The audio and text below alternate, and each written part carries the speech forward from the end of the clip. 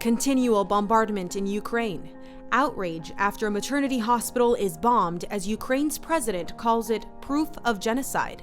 Mass evacuations continue as the window of escape quickly closes. Uniting in prayer. A multi-faith service in the U.S. calls for peace. There's a raging debate behind me over abortion in the Florida state capitol. But beyond politics, what does the pro-life movement look like in the Sunshine State? I'm Catherine Hadro in Tallahassee, Florida. That story coming up. Our exclusive Life After Roe Debate in the States report continues. We examine the pro-life landscape across the country if the Supreme Court changes the right to abortion. This is Work Day. This is the once-a-year day, first Saturday of March, when hundreds of folks from around the community come out and help the monks. Rolling up their sleeves in the Midwest for an annual event to help local religious. EWTN News In Depth starts now.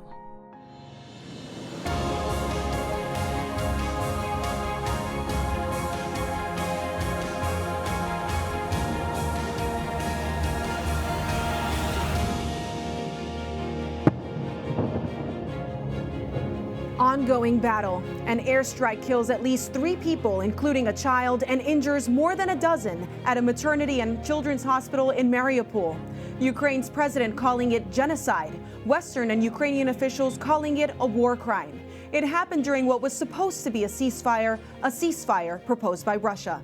Welcome to EWTN News In Depth. More than 1,300 people have died so far in the 10-day siege of Mariupol, according to Ukraine's deputy prime minister. The shelling continues to move west.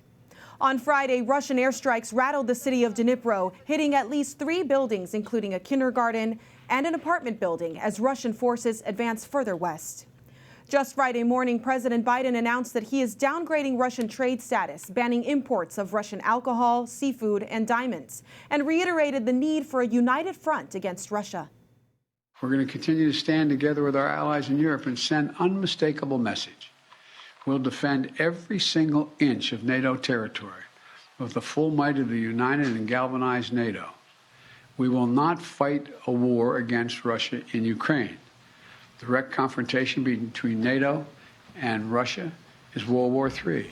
Peace talks between Russia and Ukraine have failed. There are still thousands of civilians across eastern Ukraine desperately scrounging for food, medicine, and fuel. Attempts to send in supplies and evacuate civilians have been thwarted by Russian shelling.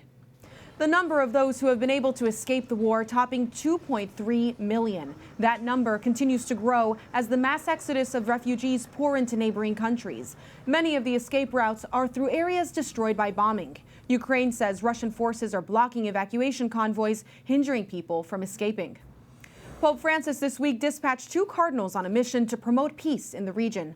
Cardinal Michael Turney traveled to the Hungarian border with Ukraine, where he toured a temporary refugee reception center and urged other countries to also welcome the victims of war. He and Cardinal Konrad Krajewski also visited Western Ukraine to share the Pope's repeated message that war is madness. Dr. Yuri Pidlisni, the chair of the Political Science Department of the Ukrainian Catholic University and former deputy governor of the Lviv region, joins us from Ukraine now to give us more insight into the situation there now. Yuri, tell us, what's the situation like there right now for you? What are you experiencing? It is a horrible experience because no one expected that the war will start. In Western Ukraine, where I live, it is very calm. We do not have bombing and shelling. But in the eastern side of Ukraine, it is a disaster. Many cities are bombed and shelled, especially in the night, and people cannot evacuate because Russia, on the one hand, agree for the corridors, on the next day disagree, and it is very, very dangerous for them. Many hundreds of civilians died and many thousands of civilians were wounded, and among them, dozens of children. Dr. Pidlisni, does this feel like civilian targeting? Does this feel like a genocide? It looks like a genocide because the bombing is indiscriminate. Many pilots that were captured tells that they knew that they are flying over the residential quarters and they had the order to bomb. How are you keeping the faith during these times? What are you doing to stay with hope, Christian hope? Well, as a Christian, as a Greek Catholic, I'm praying each day, especially a special prayer for Saint Archangel Michael, to whom our capital and Ukraine is consecrated. He is a patron of our country, and it is a special prayer for him. Did the papal delegation in any way give you hope? Yes, of course. I am constantly in contact with my students. We together volunteer on different front lines, I would tell. Our students are packing medicine and humanitarian aid that comes from abroad and sending it to the eastern part of Ukraine. I work with academic and ecclesiastic cycles in the European Union and the United States just to break the propaganda of Russia, because their propaganda is so bad that denigrate Ukrainians and is a complete fake and lie. Let's take a step back and talk about the religious conflict. Does it feel like the involvement of the Russian church and also the conflict with the Ukrainian church is the bigger piece here that everyone is missing? You know, in Ukraine, we have the All-Ukrainian Council of Churches and Religious Communities, which unites almost all religions and Christian denominations. And almost all of them stand for Ukraine and communicate and collaborate with each other. Even in the Orthodox Church of Moscow Patriarchate, there are some priests, some communities that speaks against this war, but nonetheless, the church in general is hesitating, even if their metropolitan also told that war is disaster. We do not see concrete steps just to overcome the war. And Dr. Yuri, I know that a lot of people are saying that they're sending relief to Ukraine. Is it actually getting to you? Are the church's efforts reaching you and all of the people there? Yes, of course. Yes, of course. What are you seeing?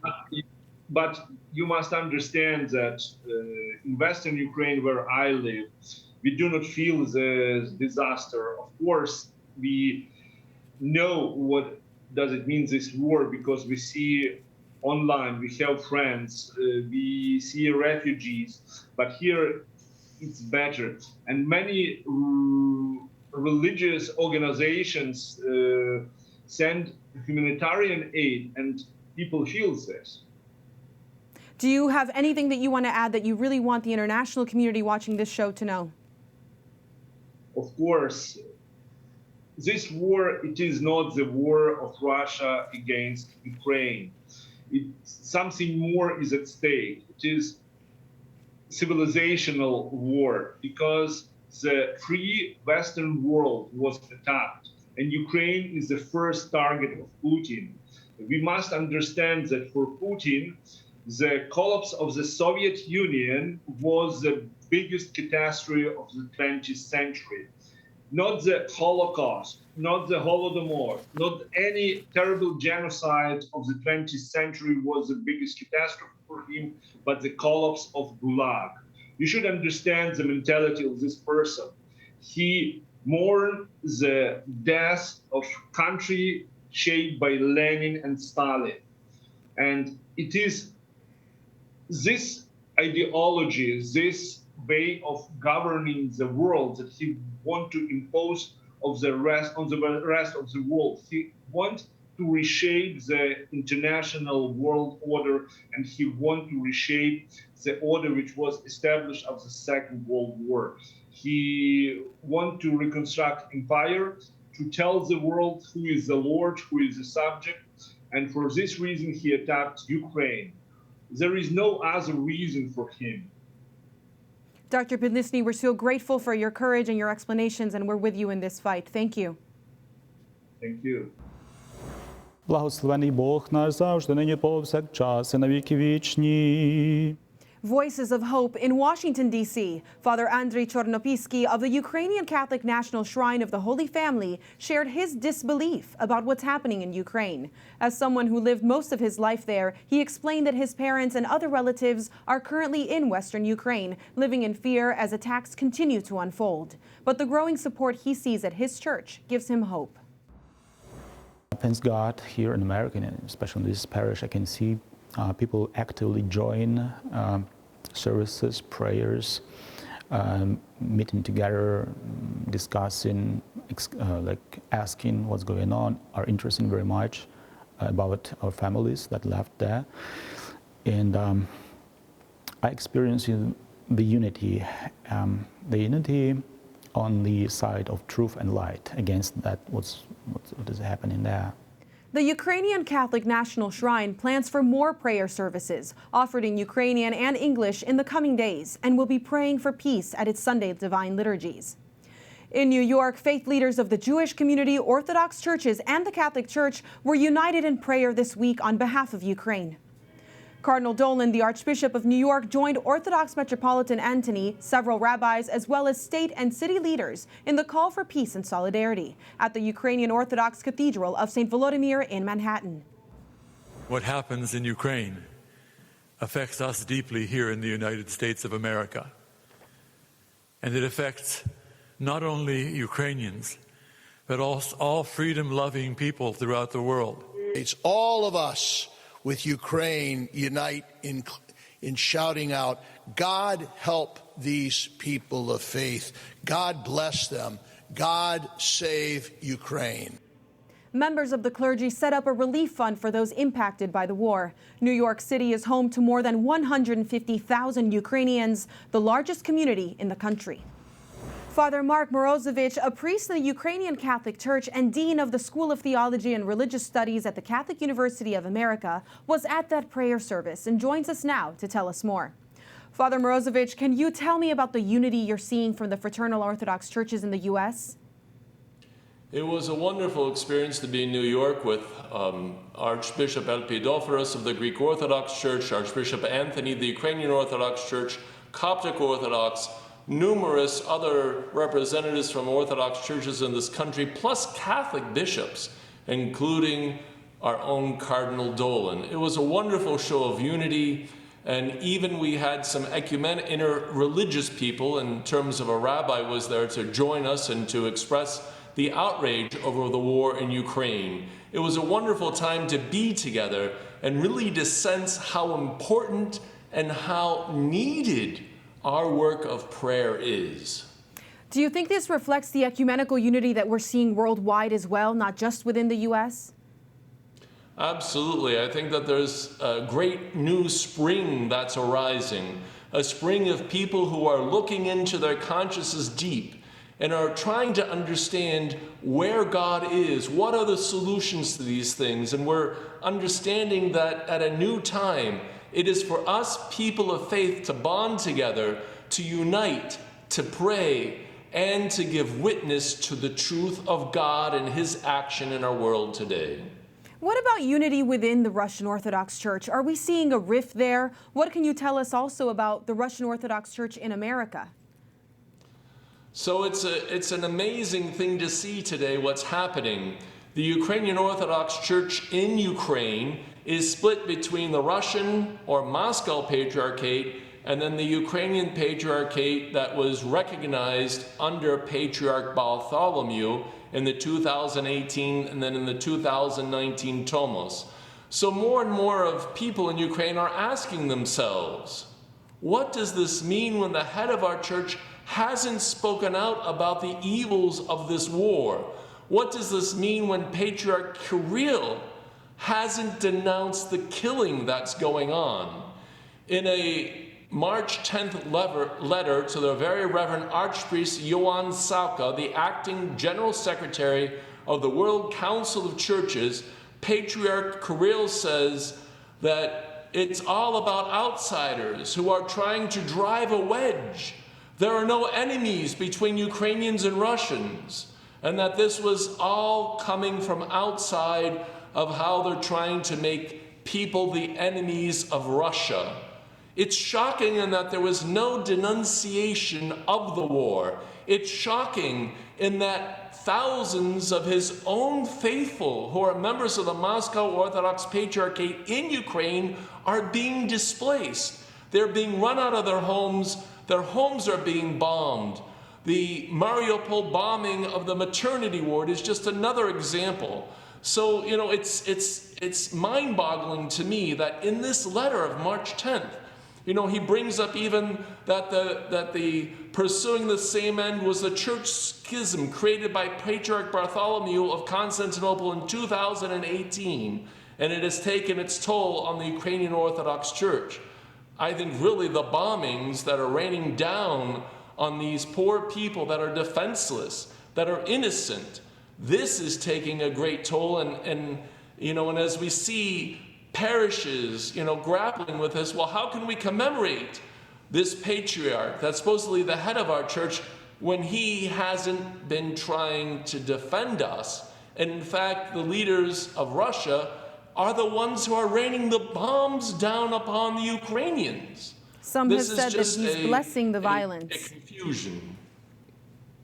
You have many contacts in Ukraine. What are you hearing about humanitarian aid? Is it reaching everyone? Do they need more?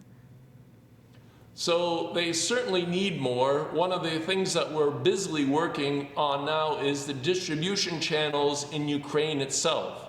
We have people from Caritas, Ukraine, that are working on these and trying to get the humanitarian aid to people in these places, to Kharkiv, to Mariupol, to all of the places that are being bombed. And the relentless bombing has made it very difficult to give aid to the people who need it. So we're trying to work hard with the government, trying to work hard within our own Catholic relief agencies. It's been great, especially when the immigrants are coming into Poland and they're supporting them in many, many ways. And it's such a freeing experience as we see over 1 million people now that have left the country, predominantly women and children, as all of the young men under 60 are asked to stay and defend their country. Father Mark, thank you so much for your explanation and for your leadership. We're grateful. Keep us in your prayers. Thank you. Absolutely.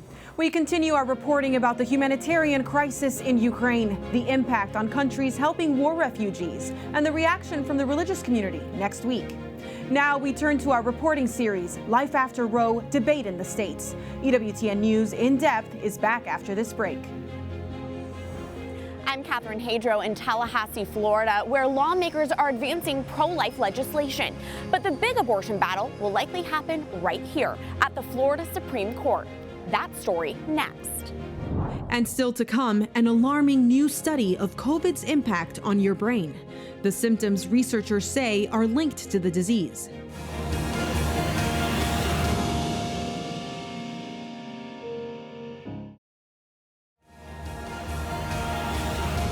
We support these women, we support the trials they're going through, but we also support the baby that they're carrying as well, and we're going to do everything we can in this state to help them. In a state known for abortion leniency, the pro-life movement scores a big legislative victory. Florida does an about-face in the battle to save the unborn. Welcome back to EWTN News In Depth. Life After Roe, Debate in the States. This week, we continue our look at what could happen in some key state legislatures should the Supreme Court overturn or severely limit Roe v. Wade in the Dobbs ruling later this year. From states leaning pro-life to states leaning pro-abortion, we look at the wide range of legislative possibilities in our special series. Our reporting team, Mark Irons, Catherine Hadro, and Teresa Tomeo, fanned out across the country. Our targets, California, Tennessee, Michigan, Florida, Maryland, and Vermont. This week, Florida. For years, the state has allowed abortions up to 24 weeks and has become a known destination in the Southeast for out-of-state women seeking more lenient restrictions. But a sea of change has just flooded Florida. A week ago, a big win for the state's pro-life movement. Catherine Hadro explains this in this week's report, Life After Roe, Debate in the States. I wanted to make sure that Florida was in a position to be able to protect the children here in this state. Kelly Stargell is the Florida state senator who introduced a 15-week abortion ban into the Sunshine State Senate. Designed after the Mississippi abortion law currently being debated at the U.S. Supreme Court, the Florida bill passed the GOP-controlled state Senate late last Thursday in a 23-15 vote, following what was contentious debate. But to not have an exception for rape or incest, really, or human trafficking, baffles many of us. I believe that life begins at conception, and I'd rather lose my next election than ever be wrong on this issue. It basically says that it is within the state of Florida, you will not be able to have an abortion past 15 weeks unless it's regarding the life of the mother or if you have a fatal fetal abnormality. The bill's passage even sparked reaction from the nation's highest office. President Joe Biden called Florida's abortion bill dangerous, and Vice President Kamala Harris said it was extreme. Local media is reporting Florida Planned Parenthood branches are preparing to help with costs to fly patients to other states for abortions. I think the protections are warranted. Florida Governor Ron DeSantis' office confirms to EWTN News In Depth he will sign the bill into law when it comes to his desk. It will take effect July 1st. This 15-week cutoff will be a dramatic shift from the state's current 24-week abortion limit. Florida reported nearly 75,000 abortions in 2020 alone. In sheer numbers, Florida has the third highest amount of abortions in the nation, and the abortion rate is the fifth highest when calculated with the state's population. It's a really unique situation that's happening in our state because we've had a Republican, a pro-life majority for some time, and we keep doing things through the years. We keep hitting up against that constitutional amendment, and that constitutional interpretation that has been a challenge. I think a lot of it results from the prior Supreme Court precedent. With Governor DeSantis committed to signing the 15-week abortion ban into law, experts say the future of Florida's pro-life landscape depends on what happens here at the Florida Supreme Court. James Uthmeyer is chief of staff to Governor DeSantis. In Florida, a lot of people don't realize our state constitution has been interpreted by a prior court to provide a right of privacy protections that are broader abortion rights than what's been interpreted at the federal level. Uthmeyer points to DeSantis' recent appointment of 3 justices to the Florida Supreme Court and how that's likely to reshape the state's pro-life politics, especially if the state's highest court takes up the new abortion limit once it's law. I think we have a court that would love to revisit this issue and would interpret things differently. If you had told us a couple of years ago we could shrink our window in which abortions are happening from viability down to 15 weeks, we would be thrilled with that opportunity. Michael Sheedy is executive director of the Florida Conference of Catholic Bishops. As a top Catholic policy expert in the state, Sheedy has seen firsthand how Florida's constitutional right to privacy has been a roadblock to pro-life lobbying efforts over the years. It felt like judicial activism, honestly, I think, and we've had to contend with that for a long time. But the Catholic leader also understands the limits of politics in protecting life and how the pro-life frontliners are those directly serving families in need. Matthew 25, is a call to care for the least among us. I think that we're really proud in Florida of a lot of the great work happening in parishes, among individuals, and the broader, community to assist women, particularly through crisis pregnancy centers. The state of Florida currently gives $4.5 million in appropriations to 97 different pregnancy care centers throughout the state of Florida. The funds are distributed through the Florida Pregnancy Care Network, which contracts with pregnancy centers and a cost reimbursement program. Pregnancy centers which contract with the program are reimbursed for things like pregnancy tests, time spent with counseling, for childbirth and parenting classes. Rita Gagliano serves as executive director of the Florida Pregnancy Care Network.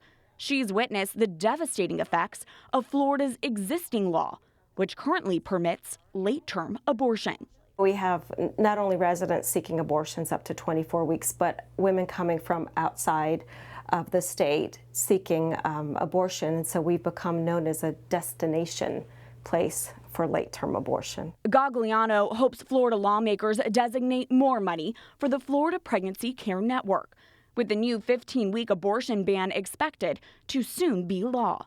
It's not going to mean it's time to rest, so we can't become complacent because we're actually going to get busier. We're going to see more women, and while there's still going to be some abortions, especially initially, more and more women are going to be seeking our care. There's a shared theme in our interviews. The 15-week abortion bill is a step in the right direction, but more needs to be done to address the state's high abortion rate. We can and we must do better. We need to save lives, and I believe this legislation will save thousands of lives, but we can't stop there. We really do need to focus on the children and their parents. So the governor has record-setting budget proposals on adoption, foster care. As the nation awaits the Dobbs Supreme Court ruling, pro-life Floridians await a likely major abortion case of their own at the state Supreme Court. My hope is that, if Roe v. Wade is overturned, we are positioned right now to be able to start enacting in our state. And my thought is that that would probably be challenged at our Florida Supreme Court as well, and maybe we can have a different day in Florida. Reporting from Tallahassee, Florida, Catherine Hadro, EWTN News in Depth. We're joined by a leader in the Florida pro-life movement, a lawmaker who has consistently fought for pro-life legislation, Republican State Senator Ana Maria Rodriguez. She represents South Florida District 39, encompassing Miami-Dade and the Florida Keys. Senator Rodriguez, great to have you here. Let's start with your political victory. What kind of reception did the 15-week ban receive in the legislature? Well, here in the Florida legislature, the Senate, passed the resounding 15-week ban, and it was very well received by, conservatives and our pro-life movement. Of course, as you can imagine, there was also a lot of pushback from people who don't support the ban and people who believe that, Florida should not have any type of restriction on abortion, or it's unfortunate that a lot of these people were very vocal, very upset. But I think more work does need to be done, and I think this is a tremendous step in the right direction. I'm very happy that we passed this bill and it's now on its way to the governor. And my hats off to Senator Kelly Stargell, who's the bill sponsor, as well as Representative Aaron Grahl, who I served with when I was in the House. These are two women who had a lot of courage, a lot of valor, and became extremely knowledgeable on this topic, and were able to answer very difficult questions from those who were not in favor of the bill, and even from some of us who were in favor. There were questions on all sides, but they were very well prepared. And as Senator Stargell has said, it remains to be seen what happens at the Supreme Court level.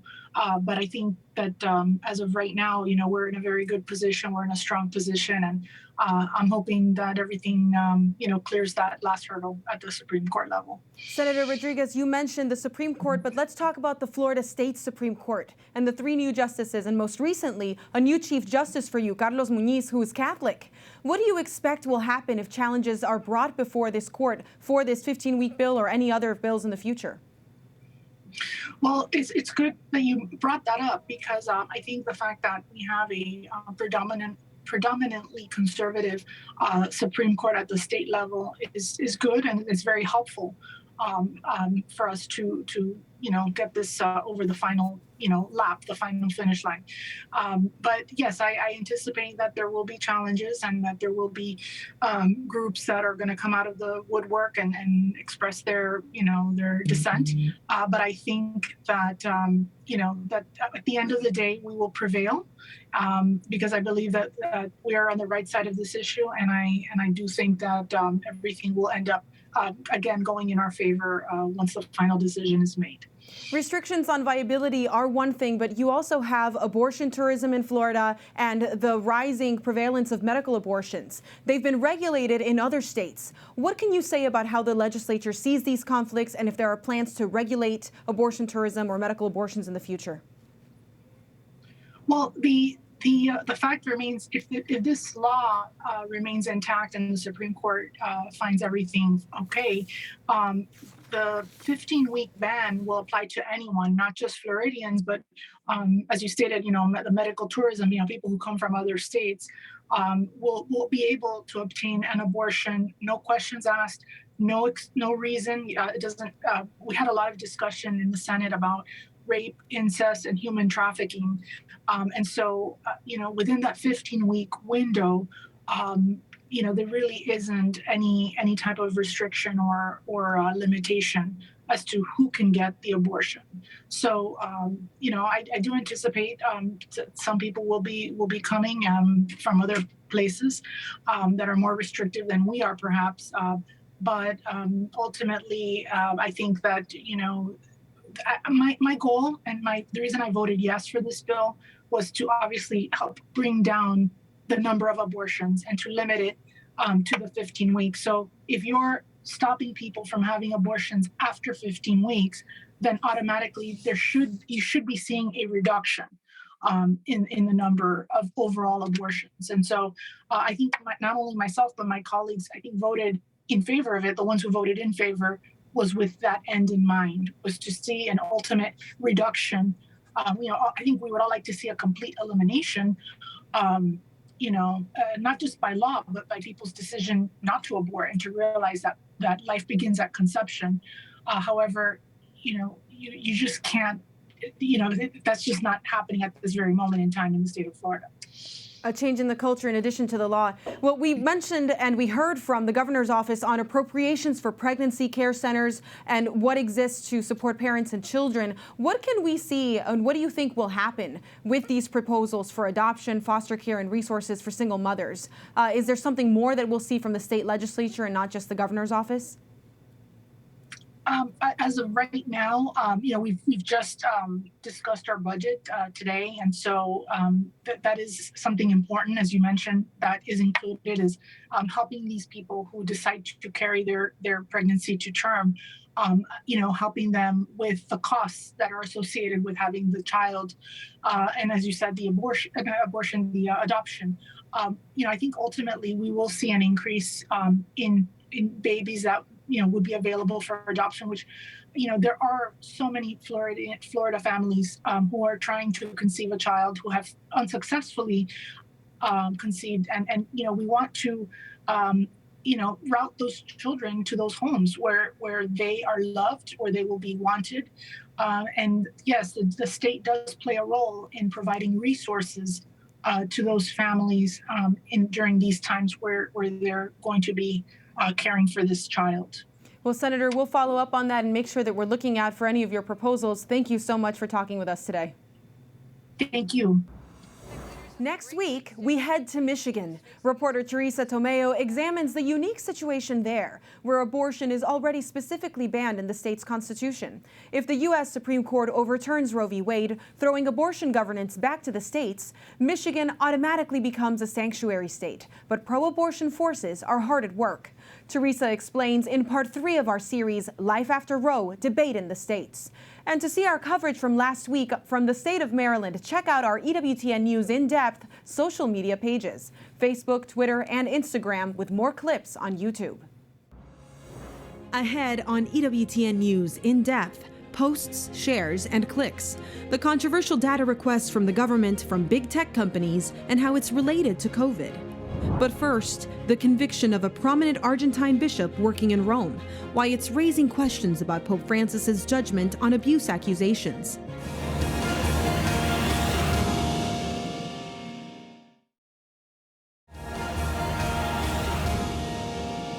A new all-time high for the national average price for gasoline tops the week in review. AAA reports that as of Friday, that average price per gallon is $4.33. This map shows the hardest hit areas in red, mostly the West Coast, with more than $5 a gallon. Even more than $6 a gallon in some areas. Gas prices were already rising long before Russia invaded Ukraine, but the war is making prices surge even faster. President Biden shut down the Keystone Pipeline at the start of his term, forcing the U.S. to rely on foreign oil. He recently reached out to Iran and Venezuela to discuss fuel options, regimes he once sought to avoid. A grim milestone in the pandemic, the official global death toll from COVID-19, according to Johns Hopkins University, surpassed 6 million this week. Remote Pacific Islands, where isolation served to protect them for the last 2 years, are now dealing with their first outbreaks and deaths. The United States has the largest death toll in the world, with nearly 1 million deaths. And the Biden administration's new plan to tackle the pandemic includes stockpiling tests and antiviral pills for treatment. While COVID is a respiratory pathogen, a new study indicates that doctors need to look at a wider view of the neurological complications associated with the disease. The study, published in the journal Nature, links COVID to cognitive decline. Researchers say that COVID can shrink the brain in size, equivalent to as much as a decade of normal aging. A multitude of neurological complications can include confusion, stroke, neuromuscular disorders, depression, and even psychosis that can persist for months in what is known as long COVID. An Argentinian court has convicted a former bishop and close advisor to Pope Francis of sexually abusing 2 former seminarians. 58-year-old Gustavo Zanquera, who pleaded not guilty, was one of Pope Francis's first episcopal appointments as Bishop of Iran from 2013 to 2017. Zanquera stepped down in 2017 for what he claimed were health reasons, but was then appointed to be an advisor to the Vatican's administration of patrimony of the Apostolic Holy See, a job created specifically for him.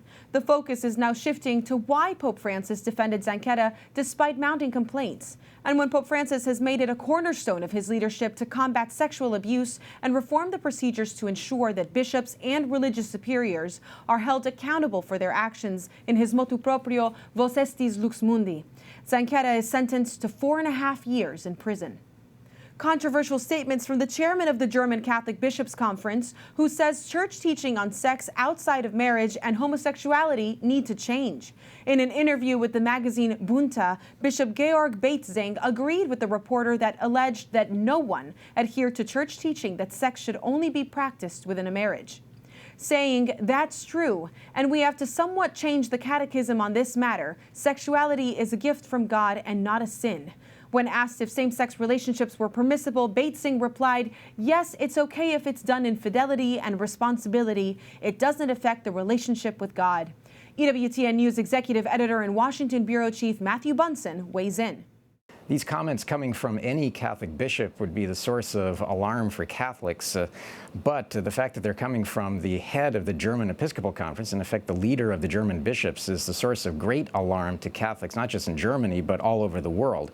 Let's bear in mind, too, that Bishop Beitzing is the person in charge, really, of guiding this synodal path in Germany, and it has itself a clear aim of influencing the Synod of Bishops that's scheduled to take place in October of 2023.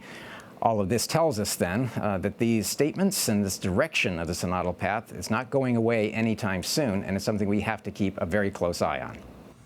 In the Bunte magazine interview, Beitzing also spoke out in favor of abolishing priestly celibacy and ordaining women, positions recently endorsed by the controversial German Synodal Way. Coming up later on EWTN News In Depth, a trip to the Midwest to see why some are getting their hands dirty. You need to have an acceptance of people that have outside points of view. How to blend a high-tech worldview with religion. We talked to a leading Catholic CEO about the clash he saw between Silicon Valley and the faithful. Up next.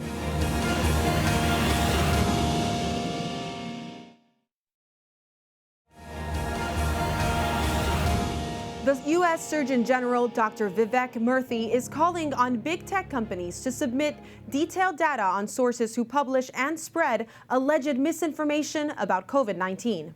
The data request is part of President Biden's national COVID-19 preparedness plan. Murthy says misinformation has led people to reject treatments, vaccines, and other health measures to combat the pandemic. But the move is sparking outcry from some Republicans and conservatives who say it's government overreach. The Surgeon General wants data from January 2020 to the present, from search engines, sharing and crowdsourcing platforms, social media companies, and instant messaging companies, to name a few. He wants to know how many users were exposed to misinformation, if they engaged with the information by clicking on it, sharing it, or reacting to it, and a demographic breakdown of the populations exposed to misinformation and the sources of the misinformation. The Health and Human Services government website alleges health misinformation has not only caused confusion about COVID-19, but has also led to harassment and violence against healthcare workers, airline staff, and others. Some Republicans say Murthy's demands from big tech companies will cause greater suppression of speech. The tech giants have until May 2nd to hand over the data. Big tech companies have come under scrutiny, especially from the right, about censorship. That censorship of ideas and speech apparently also happens to those working in the industry, according to one Catholic CEO in the tech world. Take a look at our recent discussion. Joining me now to discuss faith, or the lack thereof, in the tech world is Peter Rex, the founder and CEO of Rex, a technology investment and real estate company.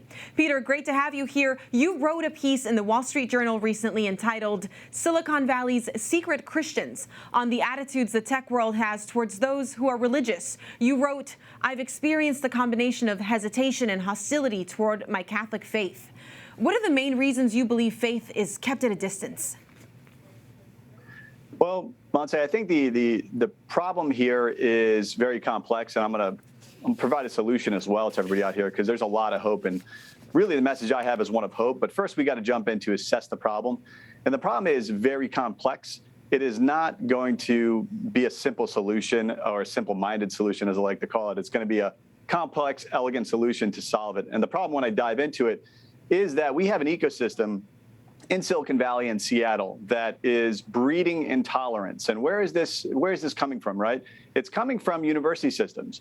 Berkeley is a feeder school out there. It's not a place where Christianity is thriving, or really people of faith are really thriving.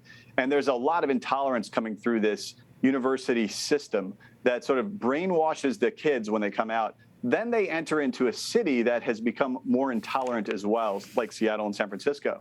Then they go to companies that are likewise becoming more and more intolerant. So there's a reinforcing intolerance, and they get themselves stuck in an echo chamber where they think they're actually moderate, but they're actually radicalized.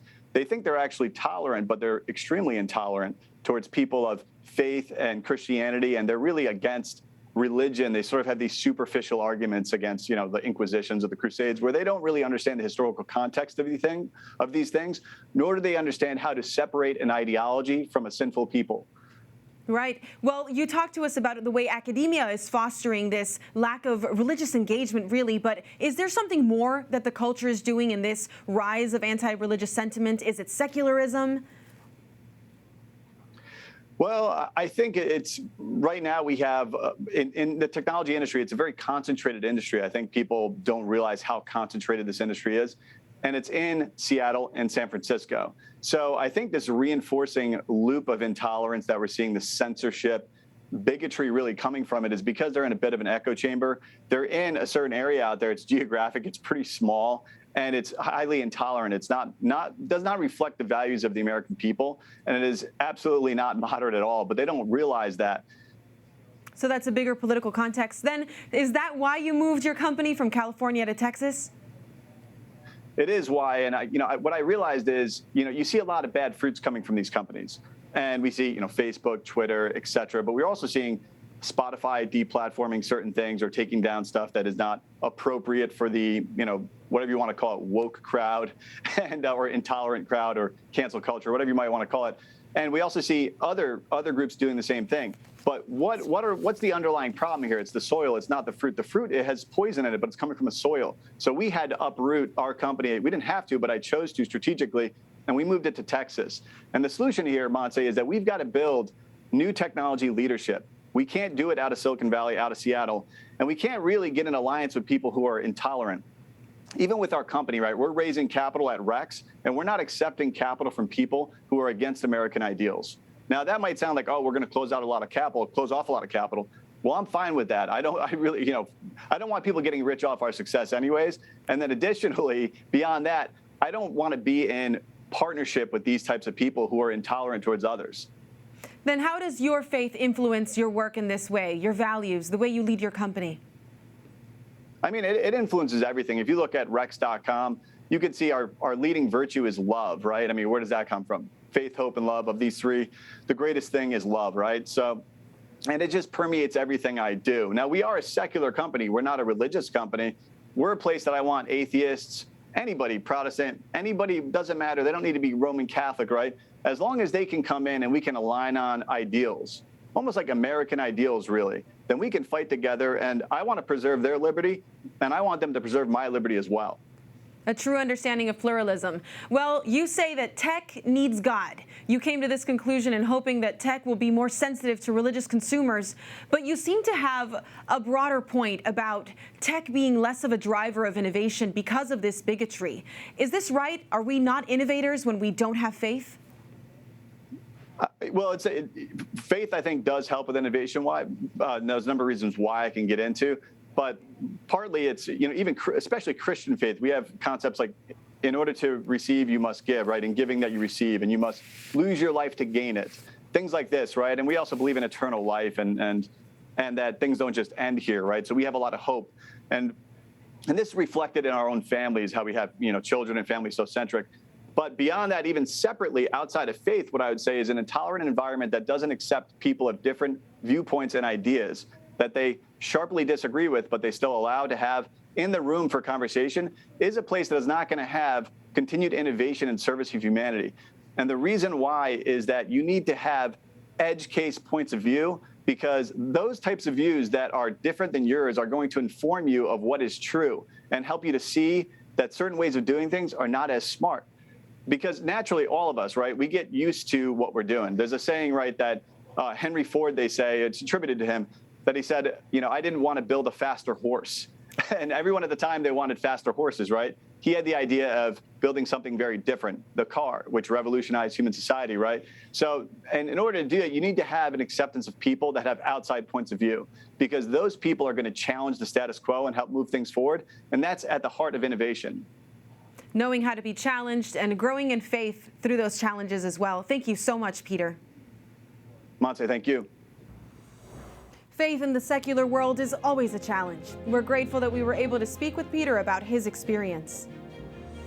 I'm Alan Holdren at Clear Creek Abbey in Holbert, Oklahoma, where hundreds of people are getting their hands dirty in the Benedictine tradition of Ora et Labora. That story ahead.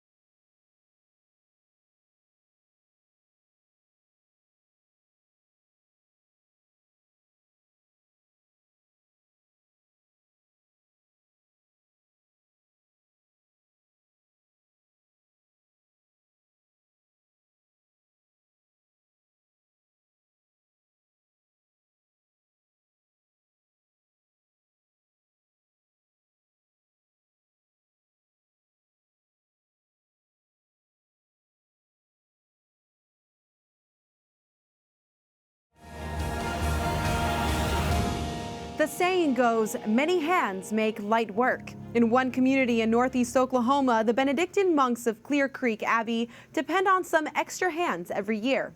Reporter Alan Holdren shows us how hundreds of lay Catholics are invited in to work and pray.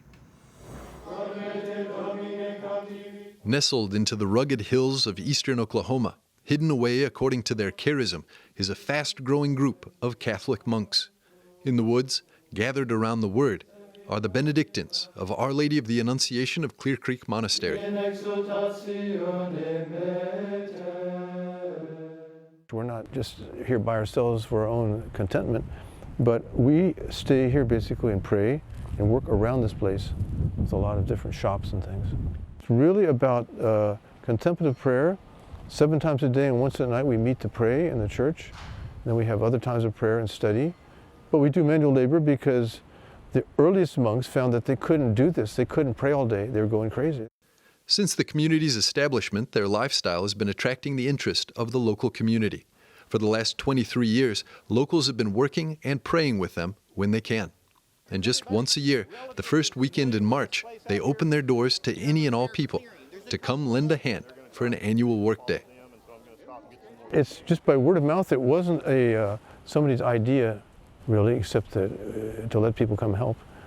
Because it's hard to understand contemplation and prayer. To understand work, everybody gets that, right? So they come and they identify with that. I don't know. It's kind of a mystery, really.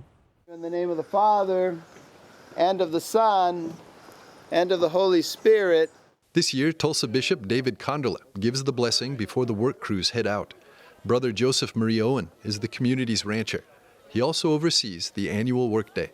The basic concept is it's the American barn building. Everybody gets together and helps the neighbor put up a barn, and this is kind of extended like that. So we've got people clearing the woods, taking out the dead trees and whatnot, opening up and thinning firewood. We've got people up there that are building corrals. We have 2 corrals that go up that will be able to capture the animals, the cows, and bring them down to where if they need special attention. We have all these people, good people coming together. That's unmeasurable, of course.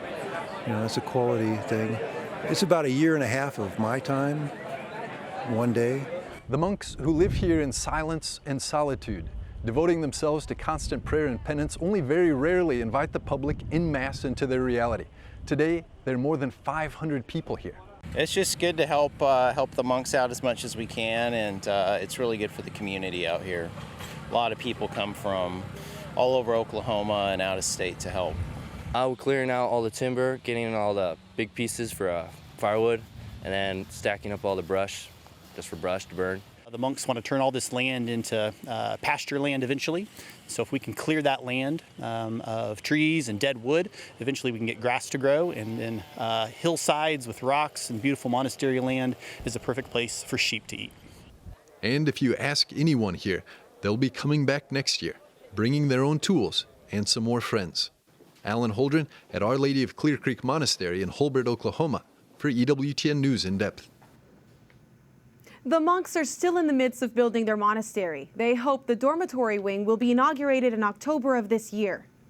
And before we go, we want to take a moment to ask for your prayers for our EWTN colleagues in Ukraine. Our teams there are still transmitting EWTN via our Ukraine website and where possible on cable systems. They're trying to remain safe amid the growing chaos. They will remain in the Ukraine to continue the EWTN mission of bringing the Word of God to people. If you could keep them in your prayers, we know it would help shield them. Thank you for watching EWTN News in Depth. Tune in next week for our continuing coverage of the crisis in Ukraine and our exclusive series, Life After Roe, Debate in the States. See you next week.